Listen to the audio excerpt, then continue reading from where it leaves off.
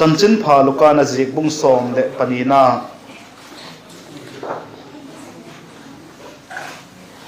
chang som thum le nga patin som li ting sim hitin azole chanchin pha mathaina zik bung ni na chang khar ki pat chang thum chan sim ning hi tuk chunga advent christmas iban dingo hin loi pate hon competition na dingan le ahung telo ahi je bible chang hi azik chu advent christmas mang ding i hi christmas thu te ho cho tang pi in le he tho le hi ta hun nu a hi dan te ho le e in kisiam thakna ki ngai to thakna nei len ti ho tu te hon doina sikin hun nu lam to ki sai le hungen ding ka hi je ka chon the bible sang kong tela pe zakhat le pakona noi a he luka bung som le pani chang som thum le nga ki pada som li ting agingin bible soiten vaksim khom hitiu sim hitiu le la kong ga kun la la tha mayu vaksan umun la pu mo apu mo lo ma chi hung tun ki ding hello a nga asuk pa bolin kiging zing in umun ama chun apu ahung a kot kha ahun kiu phat le hon piek zim thei dingin ala sek ahi kha apu ahung pha ta kiging sa ala zing a asuk le chu mi ham pha ahinau e ti tak zatin kahil la heu ze gol mi chu akong gak san a in anne dingin akichut sakin ahung pot a anek le chak ding bolin a sek he zan khang a hungin phalwak ding ko na hung zeng le le ze gola ahun to khak asok te chu aham phau he ze hi heaven in nei pa chun gucha hung ding hun chu ala hemasale ala ki ging tin a in chu suksiet saklo ding a he ze gol taka chun nano le kiging zingin umun mihing chapa chu lagin chak lo lai takun hung ding a he ati chanchin pha mathaina jik bung ni na pek ni nanoi a he bible tha ko hin pek ni nanoya chanchin pha mathaina jik bung ni na chang khat ki patin chang thum tiang mathai ina zik bung ni na chang khat ki pat chang thum ting vaksim khom ki thitiu leng pa herod hun la ya chun judia gama bethlehem kho jesu ahung pi den solama mi pilte jerusalem ahung on khoya ahem juda te leng pa hung pieng chu solama aksi chu kamu a ama chipai buk dinga hung kahiu atiwa lengpa herod in jesu ahead phatin alau thong tan jerusalem mi zo se le alau thong tau he bible chang sim thak nau che thiam theidin pan chanding chedun malai som pi tan lam tuni hin advent christmas mang hi na ahin ilalpa jesu christa ahung masak laya mi te chana ki pathin zillai zille henu doi kasa khatve ning kum hemin le kala gen khata poimo ka sak zekin ungen ki ding ka hi je kahung tel na advent christmas meshesa je thulam to ki sai kahung tel na kathil tup chu bang madang a hipo katu pen chu christmas ahung tung pai ding nga ka i nawa ilung thim putte uto ilalpa jesu christa amithieng thote puya rapture ahung kidni ding nga ilung thim puto hi adik ngai ahi katinum ahi lung thim diklo kom christmas nga lung thim diklo kom advent christmas mang kum thak kum christmas le mang ding kium mai the ilalpa jesu christa nga kom lung thim ngai to na diklo tak nei tampi kium mai the zigol chu hi lo ding ka doi zigin zi kahung tel ahi i bible chan simnau lukana zikna isimnaw chon suk kiging zing chan again tunin nang le ke ilal pa Jesu Christa nung zui te hi tak zagun pa pathian sok golai ki gelo ama ilal pa Jesu Christa ei puya hung ding tak le ma ki sa zo sa ki ging sa yum jing the na dengun ilung thim put te ye thak thak isu thak thak dengo da yum ka sama ma jeng a hi igama hi khok ma jeng ei la kale ala hunggening ka pathian thu oi kiti hilele ama udan ting ama nop sak dan ting ama convenient ting a pathian thu oi kitam talota hi jeju pathianin doi ke lo hi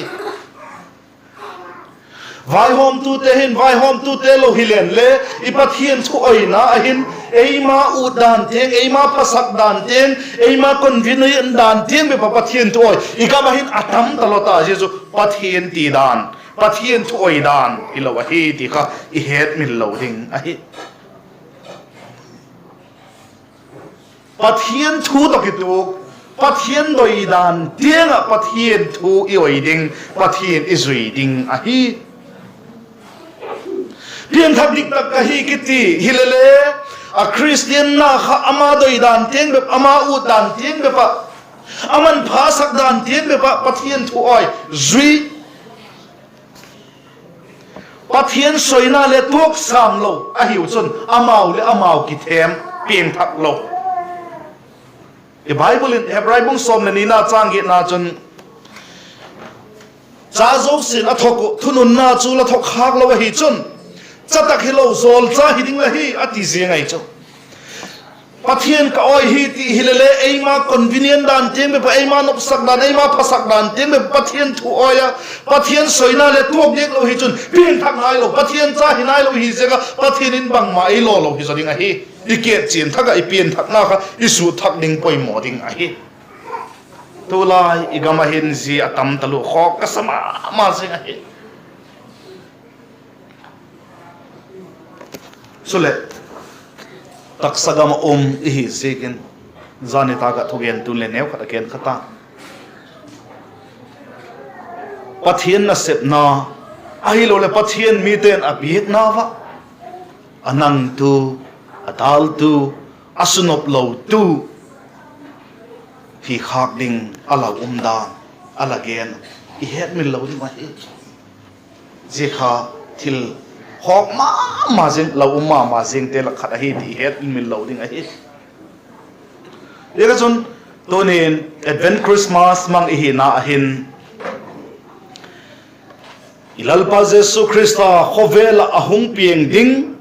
ma taksa ahung pieng ding hun laya mi te ho chun bangolin alanga ko bangolin ala em ti ki patet le zil lai la hi te no eyo chu Christmas ding de hilovin Jesu Christa sum la ka hung ki na ding nga ka yum na wa in ko kisiam na dingin imang ding wa he bakhat na dingin Elizabeth Chanchina ki patin zillen udum kasa thule gen tam loven Bible in tam pipin sim le heno kanoma Chanchin pha Luka na zik na bung khat na ahin chang som li le ni ki patin som li le nga ting hi pek som gi le thum na noi a hi je hi vaccine khom le hino kanoma pek som gi le thum na noya chanchin pha luka na zik bung khat na chang som li le ni ki patin som li le nga ting hi som li le khat aki patin vaccine ti ve som li le khat aki patin som li le nga ting hi vaccine ti le Elizabeth in Mary chibai buk chu a het in asunga naw sen chu atoi a Elizabeth chu thagau thing thawin ahung dim dan ongai takin akikowa nang hi numei lak laka wang phapen lahi lagilaga chule miham pha hi kalal panu ka kienga lahung zing hi bangti dan ahem lachibai buk thong kana khanga alu le lut lo in kagil pi sunga naw sen ki par zikin akichom hi atak sang nu le miham pha hi Akienga lalpan thu again kha gui tung nge ding a hingala ati Elizabethin Jesu Christa hung pian ding thu a het mai hin le akipak ma zeng ama kipa bilawin ama gil pisunga naw sen baptistus hanum chule akipak hi akichom zing hi ti alagen ahi tuni nang leke Christmas ti loka yum na in bangola mang dingin laki pak na em kipak ta kamang dingin laki sing sana em ahi lo le rapture na ita Jesu Christa hung kipai ta ding ahi langai to phal lalum among na em laki pak na em ahi lo le lau thong nok mo sak na adim ahi lo le mi khat to nguda na ama khale hung khatin tin ti ho in lalung lagel khatolem taksa Christmas mang ding hi na beb gen lovin Jesu Christa sum la ka hung kin ding ngak te hi je kon ilong gelo chu bangolin aw mem Elizabeth in chu a head akipa ahi rapture thu ki gen tak laki pang nem imasanga 25th December Christmas ma ding te ho lagel tak le la tha anomin laki pang nem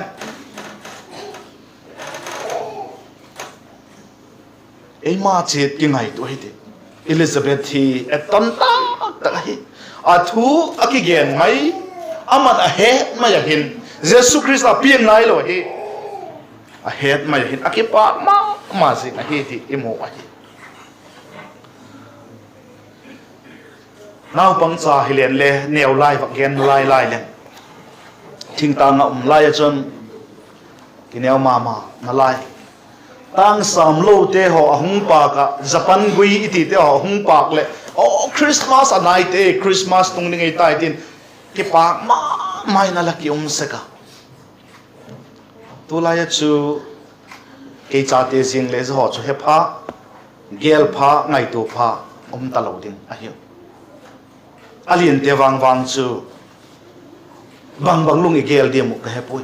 bang in ngai tu na asudimin bang ngai tu na to je hun te ho chu ingak hi mu je nga gol chun sum la ka hung ki ding pa a hun i het lo ngak jing pa gol chu je chu le ngak jing hiu ti khai ki het min lo de kon ka doi ma jing a hi the Bible sang sim nawin mathai chanchan phaluka na jegbung som le ni na lak sim nawa su gin apu hung ding hun iging sanga zigul kha hi ding kha poi mo ma jing a hi ti I het min lo ding a hi Elizabethin a het mayin ki pak ma jing in alanga a hi ti imo aban dingin mari akipaten bakzil ki hitin chanchin phaluka na zik mama bung khatna chang somli le guk akipata hin chang som nga le guk ting asaw thema hilele simkit le heno kanoma marin ilalpa Jesu Christa hung pian ding chu bangolin bang het donan bangol hin khomat na namangem ti chu eonde sim hitino ei mau kale reflection ti chu ei mau kale je khan ki en chin hitiu bangolin no mem ti khet na dingin chanchan phaluka na zik na sim na noi chang som li le gu ki paten som nga le gu ting chang ka som se rei vaksim khom ki ti ve sim tiule mari chun zegol hin agena kahin na hin lalpa achoi hoya kathagang le kahuk dampa pathena chun akipa ma he asuk nu namtom tak hi angai saga ngai te tu ki pat hin khang thak zo sen ham pha e ti ta ding a heu ha chung nung pen chung ke a dingin thil lo pi tak a bol tan amin chu thieng tho a he ama ki chate chunga chun aza ngai na chu akhang in le jing ta na akhut banin athat ji et sakin alung thim o ki sa thei te chu a the chek tai milo pi te chu achut nawa ki pat ason than mitom tak te chu adom sang tai gil chu thil phan a hi tayen mi hausa chu khut ngonin asol mang tai azangai na chu a het mil lo zikin asuk Israel te chu apan pi tai ipo Abraham le asun te kumtung thu ding chu atiam ta kul in tin agena mari chu thathum ding vel zeta ka chun acham tan zezo chun ain lamin achi ki tai Jesu Christa hung ping ding thu mari ahet ahin bangagel to kem pathin apak cha ahi pathin apak cha ahi ama neu cha niam cha ki koi la sang ta ka dom sang tu ki pat khang thak zo sin ham pha wang phai te ta naw ati tunin mari wang phat na he phalowa mari wang pha salo yum khak ding lau ahi mari kiti chu nongak thing tho gin ahi zega chon ilal pa Jesu Christa pathian ngei chu taksa hung pi na dinga kizil na in matin au ma zesa nga chu miwan phazo numei khovelai talo ding ahi ama api chu Jesu Christa ugdam pa Mesia athupi ma zenga zigola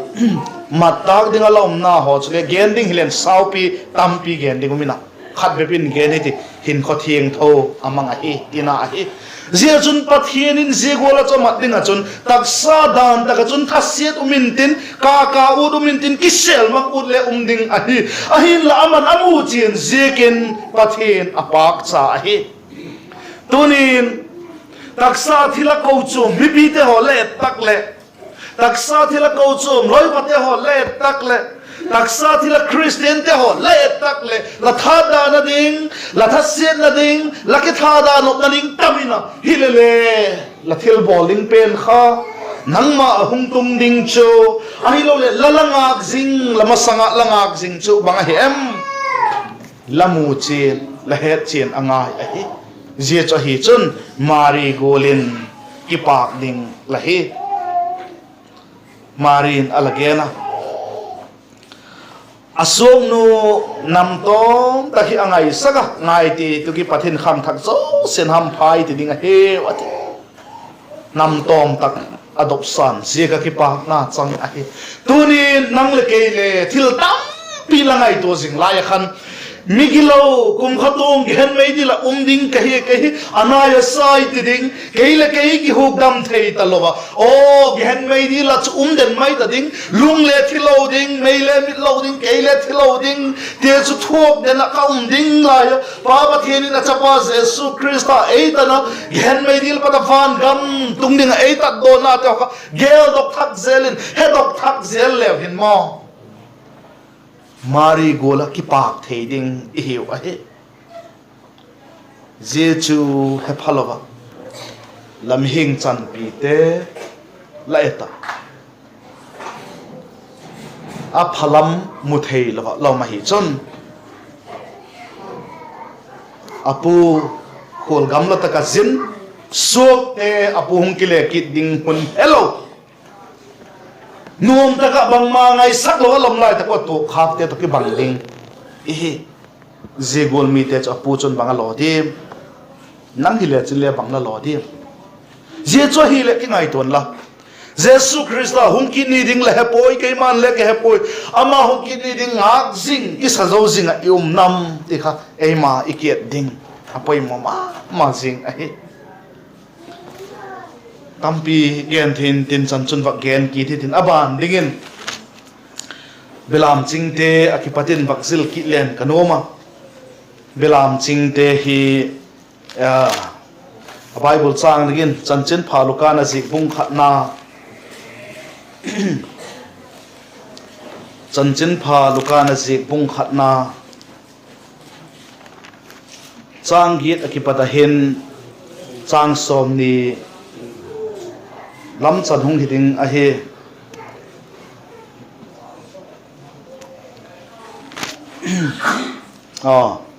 bung ni na chanchin phaluka na zik bung ni na chang gi da ki pat chang som ni lam chana hin ke to tak ma hin ala kisi ka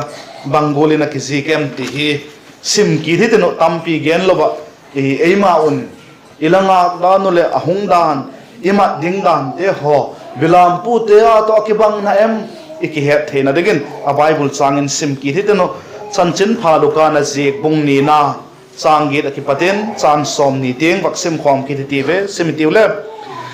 zetu machun belam chingte loi khat a umun amau chu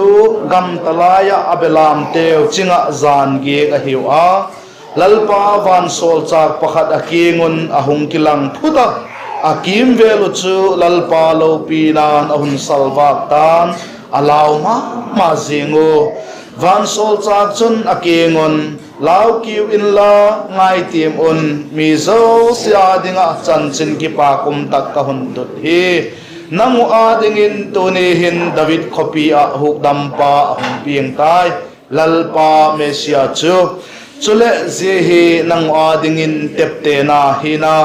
nausen puna kitum ganan kunga kisil chu pamun law ati chule thakhatin van sol chak kienga chun van mi te ahung un pathian pap na la ahun saw a chungnung pe na pathian chu lopi takin hen la lei chunga adoi sakma ma mihing te kiengin chamna ta hen atiwa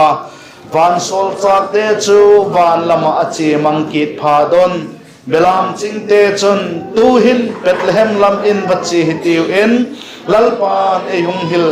chu van hitiu akitiu a ti chun kin takin abachiu a Mary to Joseph to ganan pik na kunga naw sen lum chu avamu a amu phaton naw sen chung thu akingu hit sakahidanu chu again taw a alekha alehekha tapochun belam chingte thugen chu lamdang asathema mawa ahen mari chun zethute chu phatak in alung thima tepte in angai tu he belam chingte chun vansol chakin ahil gol nge ya bangkim amuwa ahet je kon pathin achoi hoile pa komin achi ki taw he belam chingte chun pathin apa ko hi belam chingte chun a he tu chu bangalove asem dok zui nga lui a zui nga lui a bol zui nga lui vam sol chakin a kiengo again te ho chu a zui nga lui bangze ga belam chingte ki nga ba ki gen hem ti amasan le ka gen ta atang pin belam ching iti tak le na niam sem mi te musit pen na lakale na niem top kho ka kigen ahin la zebep chui lovit amau hi ginum ma zinga belam chingteu to gam laka giek ahiu tinai so belam teo to gam laka va giek thei ki ti chu miki pe zo lung thim theng ana sep na ba ginum ma zing te ge na hi toni zete ki nga chun chan chin pha abatunga je chan chin pha he do chu amawin atakin asem dok zui nga lu he tunin nang le kei bangolin het te ho isem da ko ele Christmas kum bangzat imang tave Advent Christmas bangzat be imang tave le simdi le hin chu tambe pp simding he ki tading tambe pp simding nei ki tading ahi le zia chan chin pha Jesu Christa hung pian na zek te ho Jesu Christa ei ta na dan te ho ama ala lop tu te ho chan i thona vem le tuni kingai tu hiti belam chingte belam pute kingin van sol cha ka vakilak atu het te ho chu kin takin abacho mari to ganan pi na Joseph to ganan pi na kunga naw sen lum chova move zebep chi lovin ki pak ma in au mui ti imu ahi toni Christian lungkim na nei lo apun Christian hi ki tam ding ahi mo apun Christian ki tam ma ding ahi alung oi thei lo alung kim thei lo Christian ki tam ding ahi tuni kingai tu hite Advent Christmas mga imasanga Christmas pini te holok dingin program to le siam sa nongum ta banggol mang dingin lakising sa em phun na tomo ki pam na ei ma chit ki ngai tu ei ma chit ki ngai tu tampin gen dang ka chan chon hung gen kan abana chon iet kit na dingon Simeon ki patin bakjil kit le hen kanoma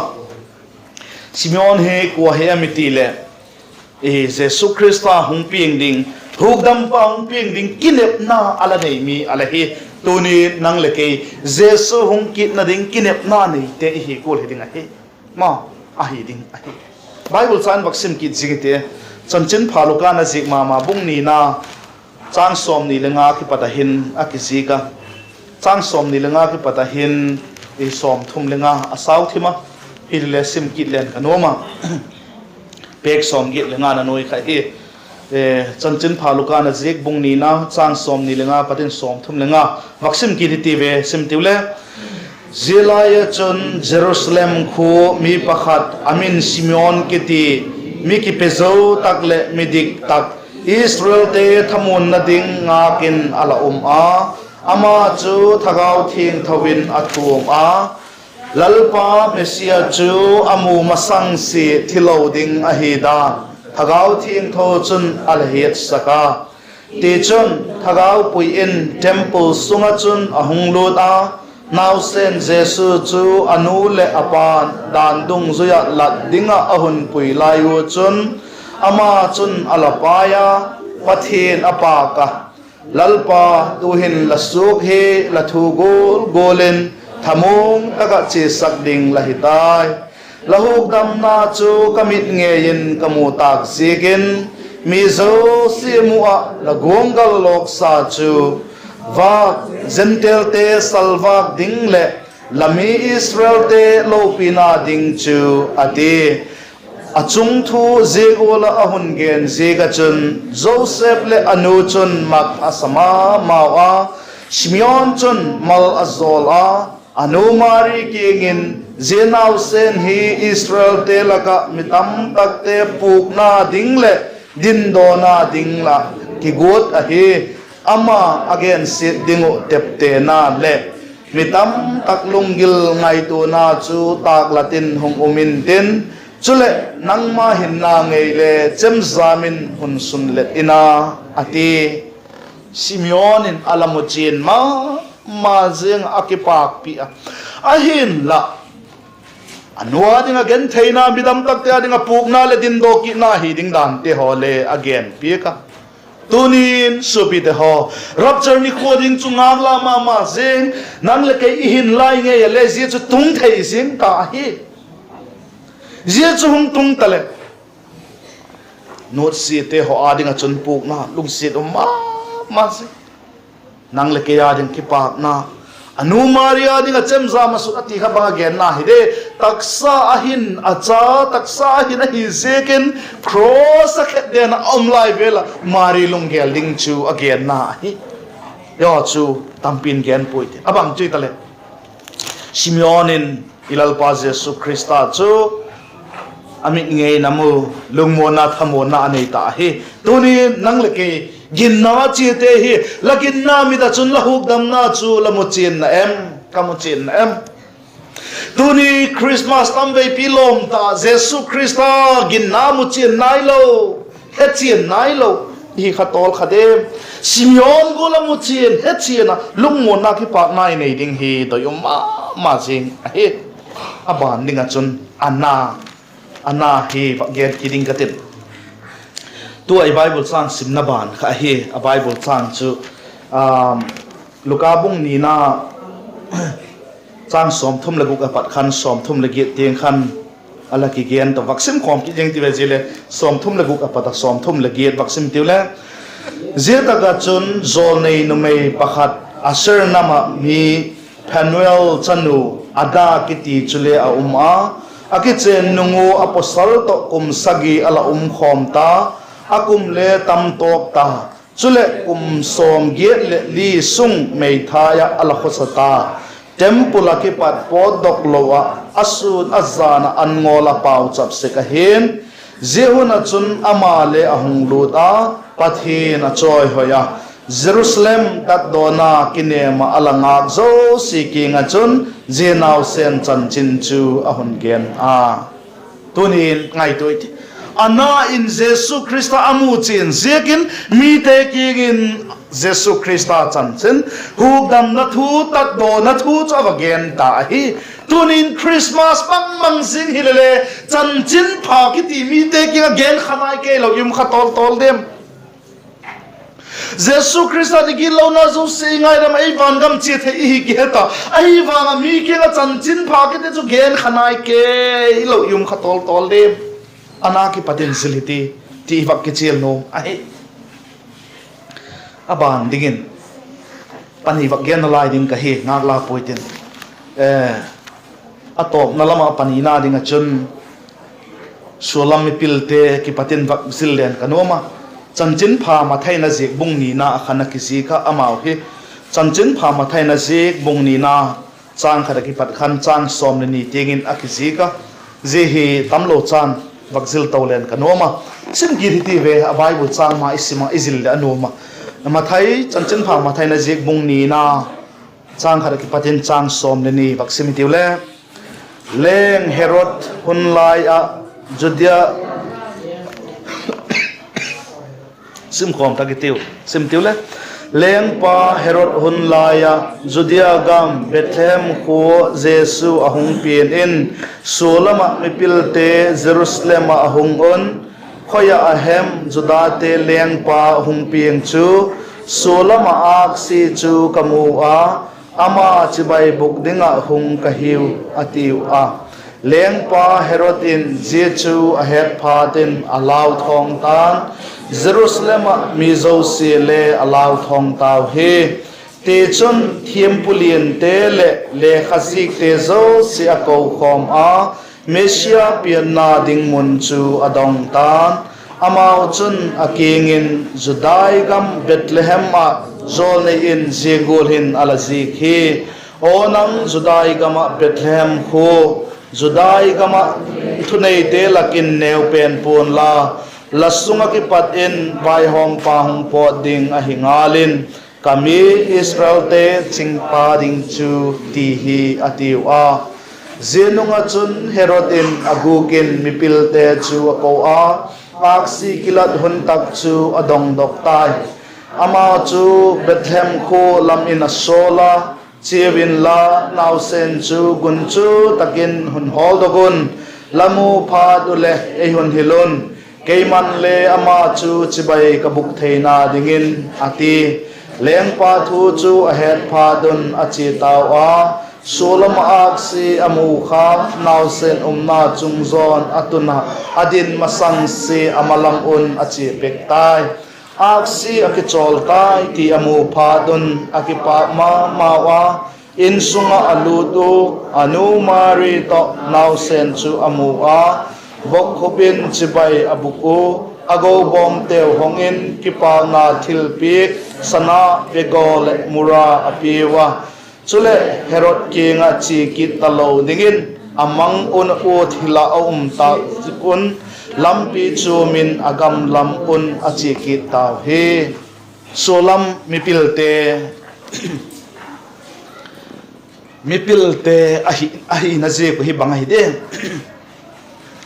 ak se suite ahiwa again dan tam pi umintin jite ho chu konggen ko pu Jesu Christa hung pian thu judate lal ding hung pian hi ti aheva aheto chun amok umpu ma amok umpu a holui khoi tak mun a hidem tin a thil mu te ho chungai khok tak mai chungla ba ak si chi jinglai zui mai ki ti chanok de bailam lo ding ei ve mo bailam lo ding a hi hilele azui ko a hi azui jinglai ho chun mipilte a hi nak a hi jinglai ho chun a oxygen apil now pe pa kha hemilin amau pilna kina in hekinga in herod ke avalu to hi herod ke alu to chun ba tung ta boina akipan ai ti chu i heu ai ahin la herod ke ga ki pat hong po do chun akse amalamu chi jing chamu ki pa ko akichol tai ti hedon akipak so de ko ti chu imu ai to ni nang leke Christian hi pieng thak cha te hi khoma dan te pathian thu to ke doga pathian doi dan te ima jinglai chun boy pon tin ka ti chu lung oi na khat gen thei umma le lung oi ding hi solami pilte ho chun saklami pilte ho chun aksi azui mai chun nop hiel lo ding hi hilele azui kha heva no masau ti te ma azui thei wa hi ahin la Herod king amau kho het na chi phatun Herod king alut khaw ahi nang le kei zane tak thuki gen golin eima udan eima nop sak dan te eima phasak dan te eima convenient dan tung zui te nga thil i bol hi chon ei khanop sa golin kilang len le mi khen khatin akhoti zenga ei tin anop na kin dik lo ding ahi jije ka chon eima ading be philo mo Christian hin ko ei ma ading be philo hi abana chun je hi mipil te ki pat zilling apoi mo ma zengkit khat chuma hemiti la top na ki gen he Herod king akile kit lo nge nge wa hil Herod na mau cha na hol do ka tha the hi ti heu len pa thu chu khau ma zin len pa thu piek chu zui te dinga na khvel gam a hi la hi ahin la amang la mo len pa king kile kit lo dinga hil om se ko chun kamang mai ati po va amau chun len pa chu athu piek zui lovin ama king lama Herod king lam kile kit aloven amau gam lamin akichi ki taw he ati toni taksagam ayum laya nop isakna wakhi ki ding bakbol ki ding itha nop na pathian doi lam hilote ho nut se ngam na poimo ma jing hi ti het mi loading ahi chule mi pil te ki pata zilai ki ding poimo khat ki chu Davidin again golin amaun le thil piek te apiu ahi ti imo ahi sana te begote murate apiu ahi ti bible na ki gen ahi sana apiu ko chun leng hiding ahi na ayat saka bego apiu ko chun thiampu ilal pa Jesu Krista nang le kaya dinga dot piek tu gen piek tu tan tu ahi na ding ayat saka mura thil kha apiu ko khan Jesu Krista athok na ding ale sakahi abang chui tale thil piek te ho apiu he tuni nang le kei Christian chuhi